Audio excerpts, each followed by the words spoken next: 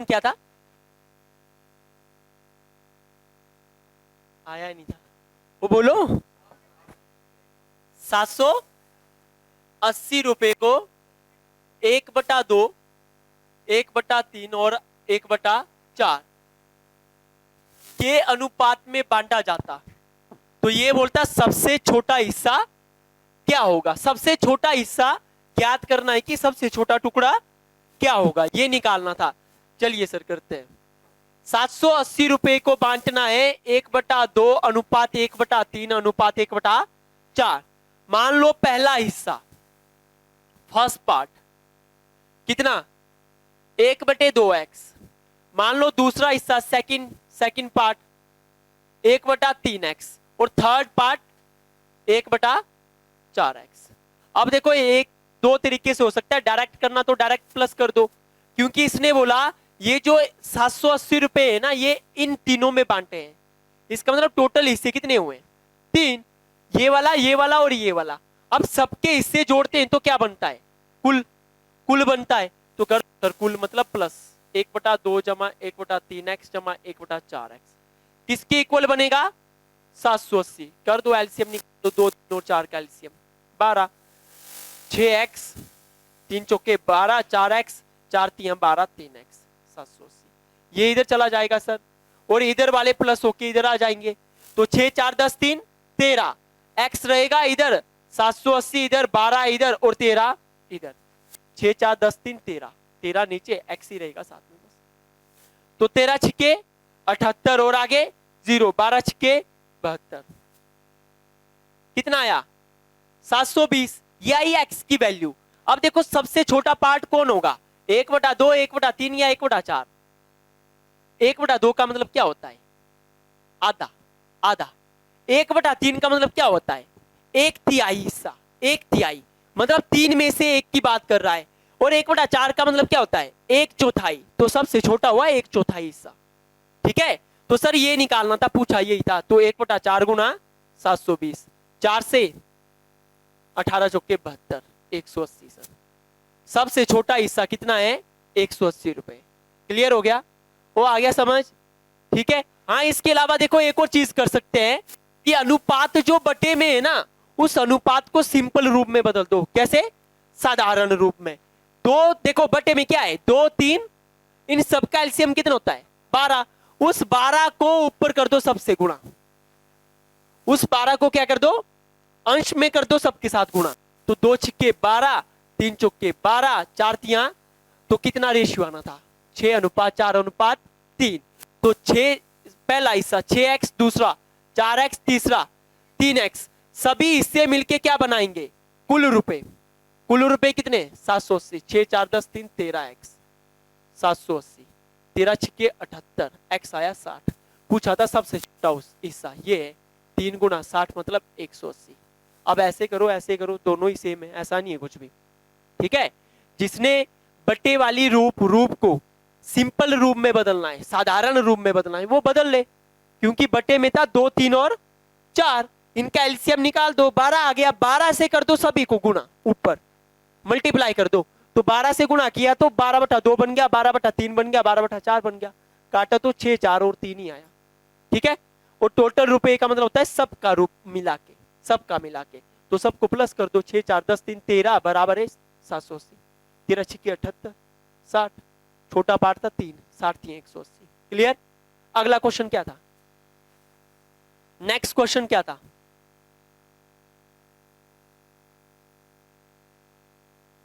₹1080 को किसमें, A B और सी में, किसमें, ये बोल रहा है 1080 बांटना है।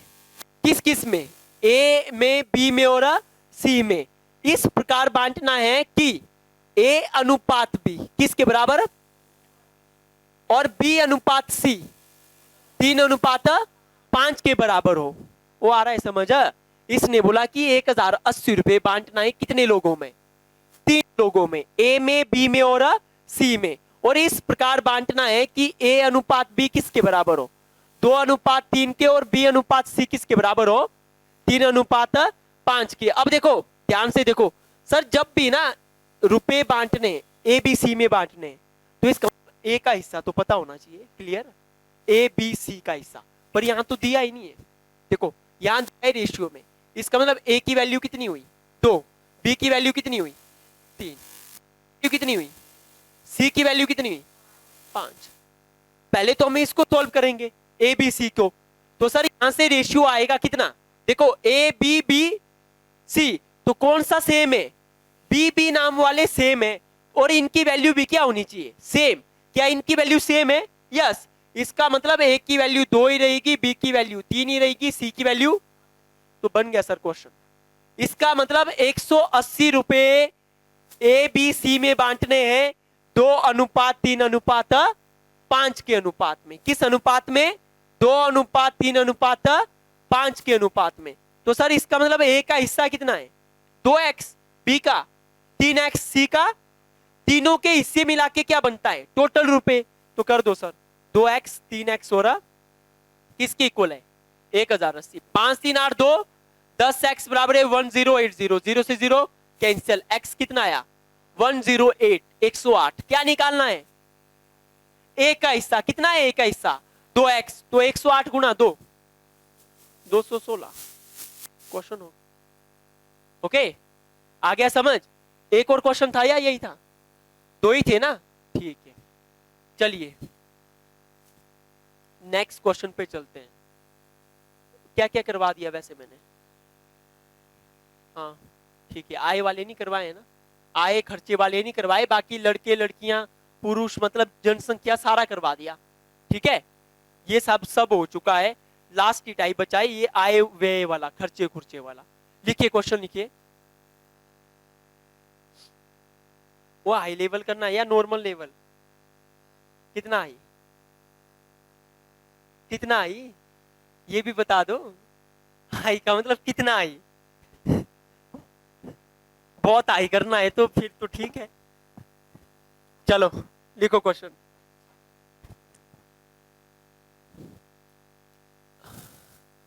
एक व्यक्ति की आय और व्यय, आय और व्यय, एक व्यक्ति की आय और व्यय, आय का मतलब समझते हो ना सैलरी, व्यय का मतलब खर्च एक्सपेंडिचर, एक व्यक्ति की आय और व्यय का अनुपात 9:7 है, 9:7 है, 9:7। यदि उसकी बचत 1680 रुपए है, 1680 रुपए, उसकी बचत कितनी है 1680 रुपए है, तो उसकी आय कितनी है ये ज्ञात करनी है, उसकी आमदनी कितनी है या कितनी होगी ये ज्ञात करनी है। चलिए निकालिए, हाई लेवल करना है तो बुक,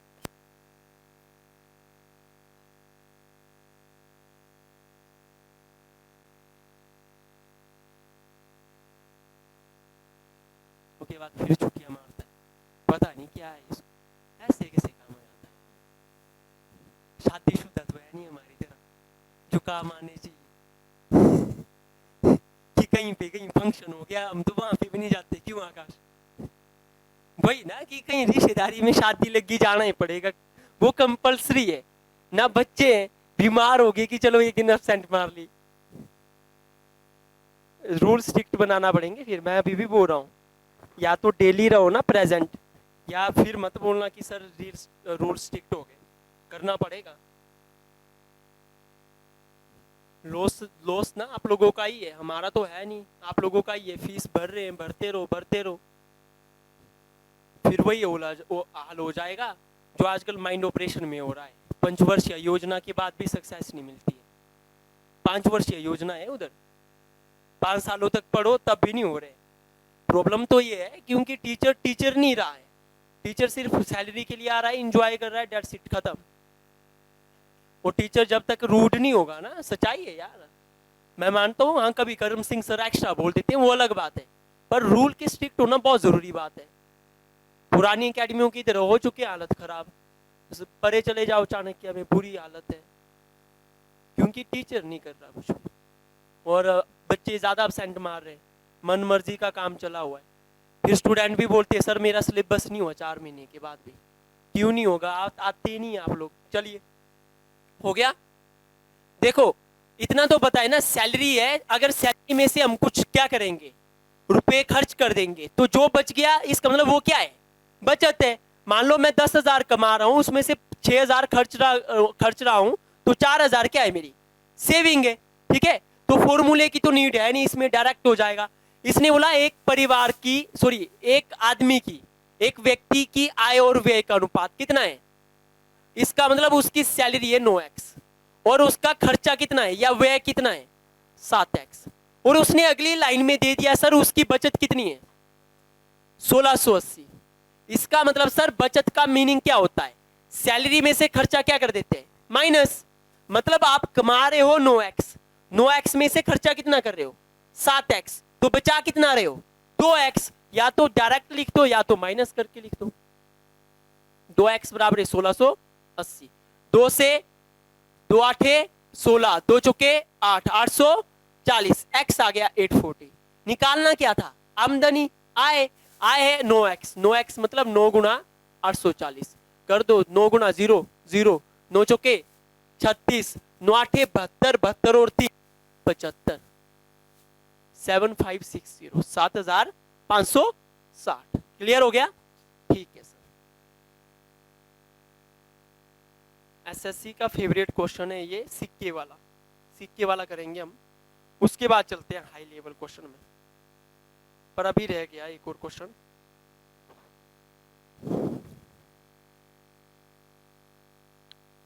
हो गया, लिखिए क्वेश्चन लिखिए, ए और बी की आय का अनुपात, तुम दो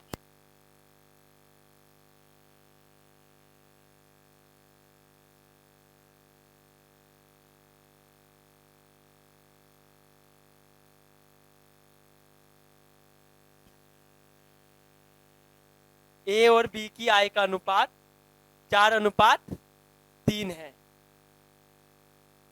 ए और बी की आय का अनुपात कितना है 4:3 है।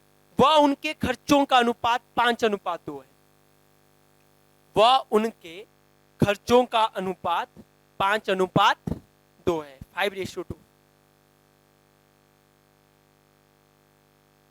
यदि प्रत्येक 4,900 रुपए मतलब 49 रुपए, यदि प्रत्येक 4,900 रुपए बचाते हैं, 4900 बचाते हैं, तो उनका खर्चा ज्ञात करें, उनका खर्चा ज्ञात करें।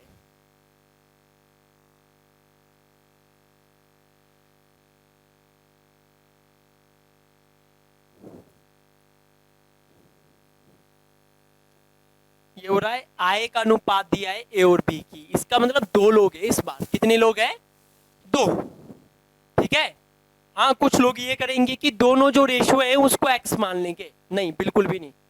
जो पहला रेशियो है ना वो अनुपात है ना, जो पहले वाला वो कौन सा अनुपात है आय का, कौन सा आय का, मतलब सैलरी का अनुपात है उनका, और जो दूसरा अनुपात है वो किसका है खर्चे का। तो 2 तरीके से ये क्वेश्चन होता है होने को, ऐसा नहीं है एक तरीके से नहीं, मैं करवाता एक से यूं होता है, ये 2 तरीके से, ठीक है।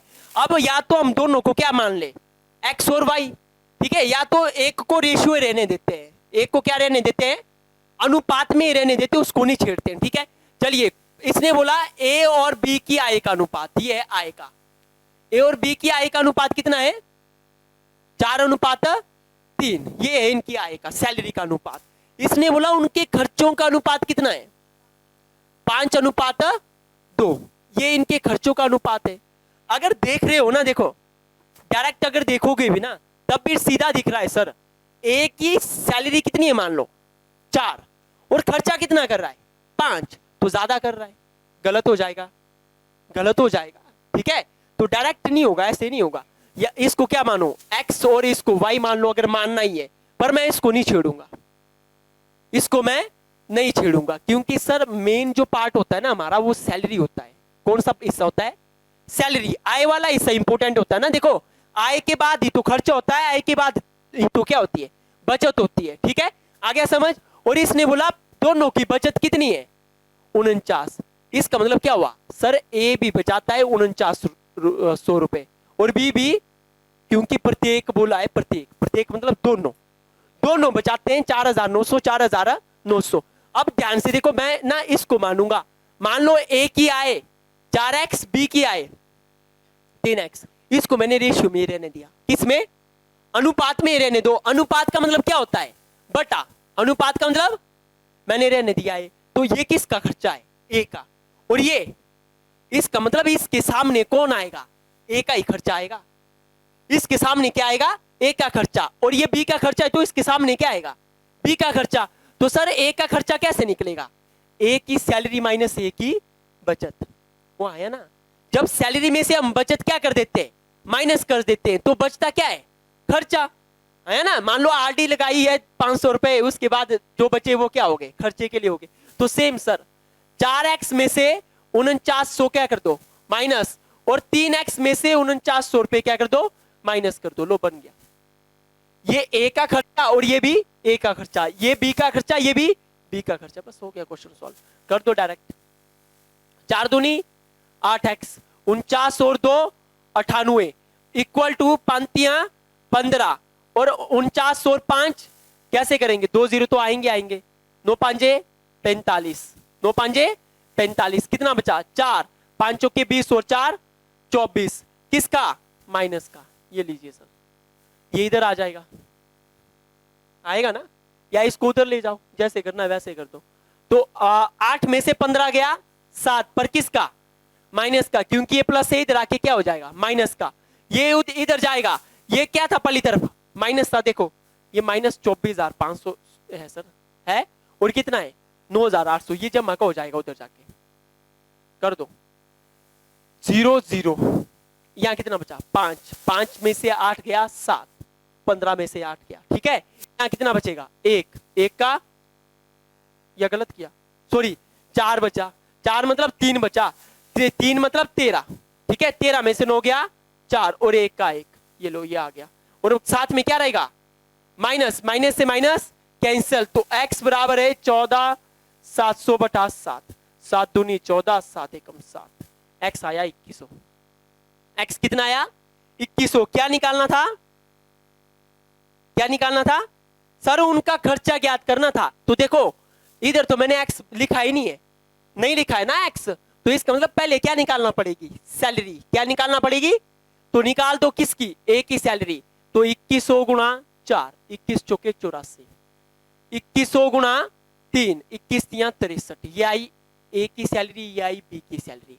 अब इसमें से बचत कर दो माइनस, दोनों का क्या आ जाएगा, क्या आ जाएगा दोनों का, 9 5 14, 7 4 3 7, और 6300 में से भी 4900 क्या कर दो माइनस, 0 0 9 4 13, 5 4 और 1 5, 1400। ये आ गया इनका खर्चा 3500 और 1400।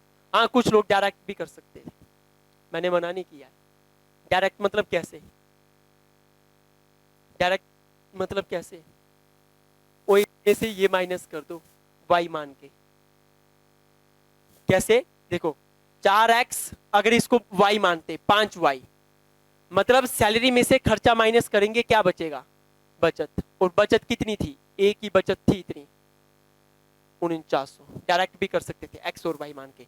बी की बचत कितनी थी, बी की बचत कितनी है, इसकी भी 4900 ही है, ठीक है। तो बी की बचत कैसे निकलेगी, बी की सैलरी माइनस बी का खर्चा, और दोनों अलग अलग है, तो इस वाले को फिर y मानेंगे, 5y 2y।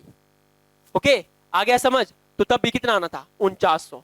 अब 2 इक्वेशन बन गई, आता है ना करने, कैसे करते, वो एलिमिनेशन मेथड बेसिक में तो करवाया है, ये और ये इक्वेशन है तो एलिमिनेशन मेथड लगेगा।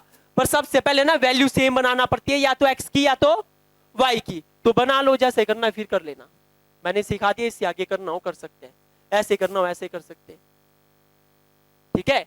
मेरा था मेन मकसद कि मैं आप लोगों को क्वेश्चन तक ले जाऊं, अब करना हो तो कर लो। ये 3 है, ये 4 है x, तो इसको 3 से गुणा कर दो, पूरा इसको 4 से कर दो, 4 3 12x माइनस 5 3 15y, और इक्वल टू 0 0 9 3 27, कितना 2 बच गया, 4 तियां 12, 2 14। अब इसको 4 से करना, 4 तियां 12 माइनस 4 दूनी 8 और 49 चौके 0 0 9 चौके 36 4 चौके 16 3 19 कर दो सर क्या माइनस माइनस माइनस प्लस, ये माइनस, इससे ये कट गया, ये प्लस का है, ठीक है। 15 में से 8 गया 7 और ये बड़ा है देखो, ये छोटा है, तो 0 0 यहां बनेगा 16 बनेगा ना, तो 16 में से 7 गया 9, यहां बचेगा 8, 8 में से 4 गया 4, पर किसका माइनस का, क्योंकि ये बड़ा है, कट गया 7 7 49 700। y की वैल्यू आई 700। y की वैल्यू कितनी आई? अब खर्चा पूछा था तो इसका मतलब खर्चा y में ही है, भर दो। तो 7 पंजे वही आया देखो, 7 पंजे 35, 7 दूनी 14, यही पूछा था सर। अगर क्या पूछी होती, सैलरी पूछी होती, तो इसका मतलब क्या निकालना पड़ना था, x, क्या निकालना पड़ना था, y निकल गया था, तो खर्चा y ही है सर, 5y और 2y। क्लियर हो गया, वो आ गया समझ, ठीक है। जैसे मर्जी फिर वैसे कर लेना भाई, जैसा सही लगे, एक्स वाई मान के या ऐसे रेशियो में लेके, जो आप लोगों को सही लगे। एक और क्वेश्चन करना है ऐसा, एक और करना है तो दे देता हूं मैं, नहीं करना है तो फिर आगे चलते हैं।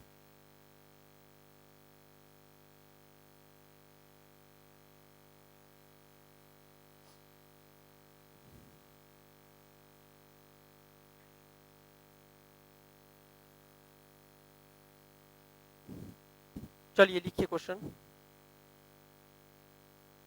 क्वेश्चन है ए और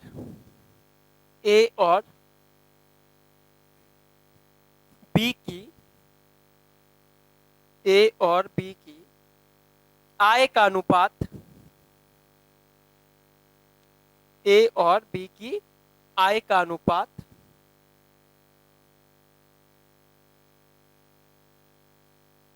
5:3 है, 5:3 है, तथा उनके खर्चों का अनुपात, तथा उनके खर्चों का अनुपात 3:2 है, 3:2 है। यदि प्रत्येक की बचत 800 रुपए है, अपने आप से दिया है क्वेश्चन, हो सकता है पॉइंट में भी आए, मे भी। यदि प्रत्येक की बचत 800 रुपए है, मतलब प्रत्येक दोनों बचाते हैं 800 रुपए, तो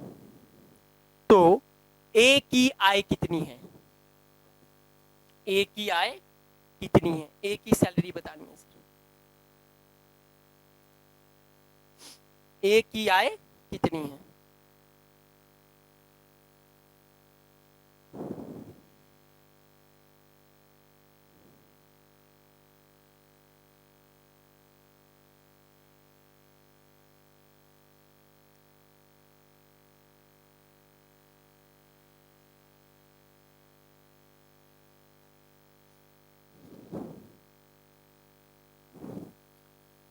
अब एक्स वाई से करना है वैसे करो या सर एक्स सिर्फ आय ही माननी है तो वैसे करो, जो सही रहेगा आप लोगों के लिए।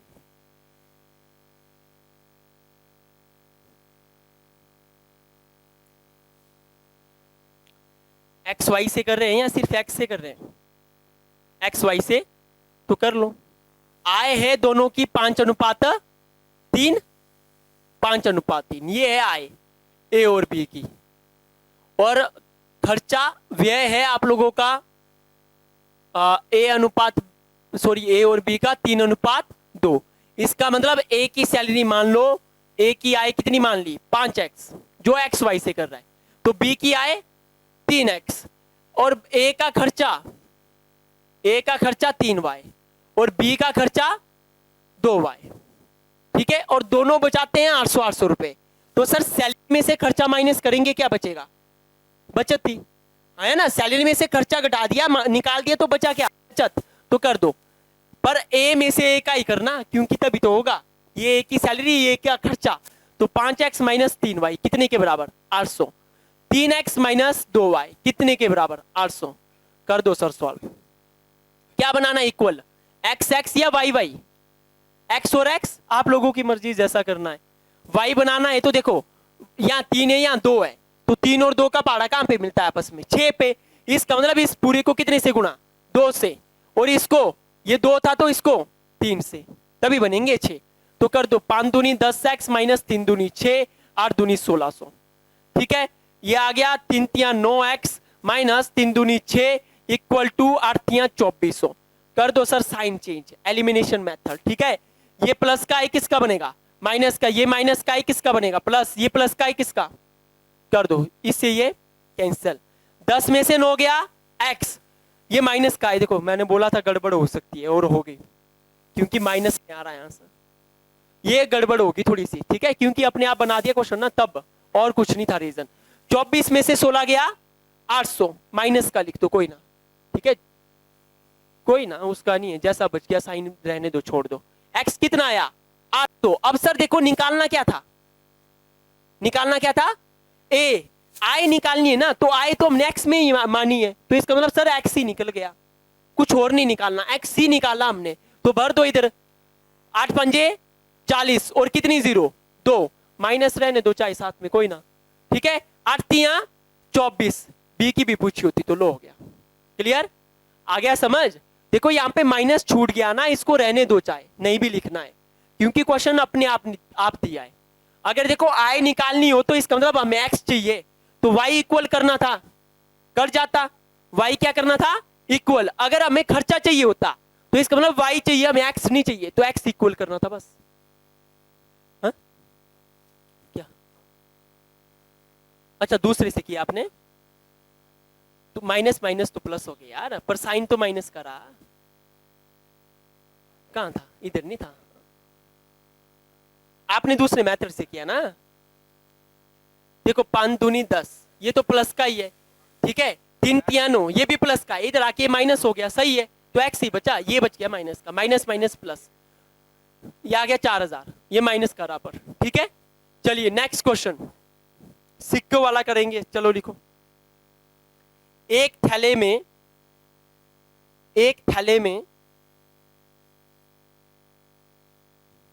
25 पैसे कोमा 10 पैसे और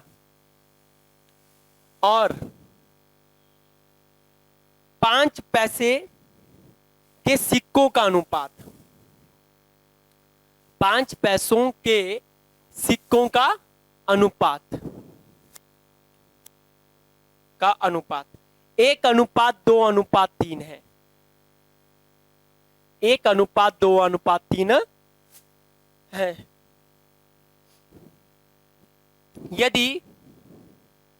यदि थैले में कुल धन मतलब टोटल रुपीस 60 रुपए है, यदि थैले में कुल धन कितना है 60 रुपए है, तो 25 पैसों के सिक्कों की संख्या ज्ञात करें। तो 25 पैसों के सिक्कों की संख्या ज्ञात करें। डन। एक और क्वेश्चन दे रहा हूं मैं, ऐसा ही है, सेम क्वेश्चन है, बिल्कुल सेम, मैं ज्यादा वो नहीं कर रहा हूं, चेंज नहीं कर रहा हूं। क्वेश्चन है, लिखो, एक थैले में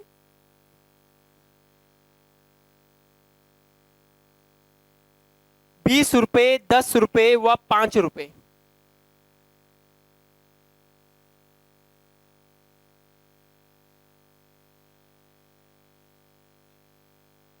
20 रुपए, 10 रुपए व 5 रुपए के सिक्कों का अनुपात,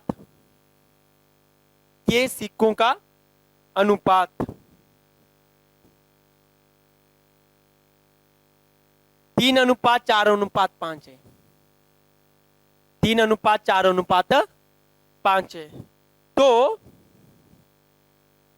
तो 5 रुपए के सिक्कों का मूल्य क्या है? 5 रुपए के सिक्कों का मूल्य क्या है? सिक्कों का मूल्य का मतलब ये हुआ कि जो सिक्के है ना उसमें वो टोटल 5-5 रुपए के जोड़ के कुल कितना धन बनाएगा, ये हुआ इसका मतलब मूल्य। मूल्य मतलब उसका टोटल रुपए कितने बन गए, 5 रुपए के जो सिक्के हैं। ठीक है, चलिए अब देखो ध्यान से सुनना। अगर मैं बोल रहा हूं मेरे पास ना 50 पैसे के 4 सिक्के हैं, सुन लो ध्यान से, मैंने बोला 50 पैसे के कितने सिक्के हैं, 4। इसका मतलब मेरे पास सिक्के हैं 4, पर मेरे पास 50 पैसे के कुल कितने रुपए हैं, या कुल कितना धन है, कुल कितना मूल्य है उनका, 2 रुपए। मैंने बोला 50 पैसे के 4 सिक्के, मतलब 50 50 50 50, तो रुपए कितने बने, 2। वही हुआ मूल्य, वो क्या हुआ, मूल्य। ठीक है, या टोटल रुपए, टोटल धन हो गया वो। क्लियर है, आ गया समझ। तो सिक्के सर अलग हुआ और धन या मूल्य क्या हुआ, अलग। अब देखो क्वेश्चन क्या है पहला, बोलो जरा। एक थैले में 25 पैसे के सिक्के हैं, किसके, 25 पैसे, फिर 10 पैसे और फिर 5 पैसे के सिक्के। ये बोलता, जैसे इसने ये बोला ना, तो हमें समझ आ गई कि सर हमारे पास ना 25 पैसे के सिक्के भी है, 10 पैसे के भी, और 5 पैसे की है। अब ये बोल रहा है आगे जो दिया है वो क्या गिवन है, सिक्कों का अनुपात, रुपए का अनुपात नहीं दिया है, किसका, सिक्कों का अनुपात दिया है सर। ये बोल रहा है 25 पैसे के सिक्कों का अनुपात कितना है, 1:2:3। इसका मतलब 25 पैसे के कुल कितने सिक्के हैं, 1। कितने हैं, और 10 पैसे के कुल कितने सिक्के हैं, और 5 पैसे के कुल कितने सिक्के हैं, 3। ये मान लो, वो आया समझ। सिक्के की बात हुई है सर, ये रुपए की बात नहीं हुई है। ये है सिक्कों का अनुपात, किसका, सिक्कों का अनुपात है ये। ठीक है, तो सिक्कों की संख्या है ये, मान लो। तो हम मानेंगे, मान लो 25 पैसे के सिक्कों की संख्या 1x, 25 पैसों के सिक्कों की संख्या 1x, 10 पैसों के सिक्कों की संख्या और 5 पैसों के सिक्कों की संख्या, आया ना। फिर इसने आगे क्या दिया है, ये होता है इंपॉर्टेंट, जो हमेशा हम बात में कर रहे, क्या दिया है, यदि कुल धन, टोटल रुपए दे दिए सर कितने। इसका मतलब हमारा जो आंसर आएगा वो तो यहीं से आएगा, क्योंकि जो चीज कंफर्म दी हो ना वहीं से तुम्हारा आंसर बनता है। तो सर ये तो धन है, धन मतलब रुपए, तो हमें ये जो सिक्के है ना ये भी किस में बदलना पड़ेंगे, रुपए में। किस में, अब देखो मैंने बोला 25 पैसे का एक सिक्का है, एक ही सिक्का है। अब इसको, इसका मतलब रुपए में बदलना है, तो 25 पैसे को ना रुपए में बदलना है तो कितने सिक्के चाहिए, 4। कितने चाहिए, तो इसका मतलब इसको कितने से गुणा करनी, 4 से। इसको 10 से, 10 पैसे के कितने सिक्के चाहिए रुपए बनाने के लिए, 10। 5 पैसे के कितने सिक्के चाहिए रुपए बनाने के लिए, 20। आया समझ। तो इसका मतलब सर 4 एकम 4x, 10 दूनी 20x, 20 तिया, ये क्या आया, ये आया रुपए, ये क्या आया, धन आया। क्या आया, धन, और ये क्या था, सिक्के। ये सिक्कों का अनुपात था, और ये क्या आया, धन का अनुपात, धन का अनुपात। इसका मतलब सर 25 पैसे के देखो कितने बन गए, 4x रुपए, 4x रुपए, और 10 पैसे के कितने रुपए, 20x रुपए, और 5 पैसे के कितने रुपए, 60x रुपए बन गए। तो कर दो सर प्लस, धन का मतलब सारे प्लस, कितना, 60, कितना, 60। यही हुआ ना, वैसे ही करेंगे। ठीक है, अब या तो देखो दो चीजें हैं, या तो इसको पैसे में बदल दो, जिसको प्रॉब्लम हो रही है ना कि सर ये रुपए में बदल दिए हमने, कोई ना।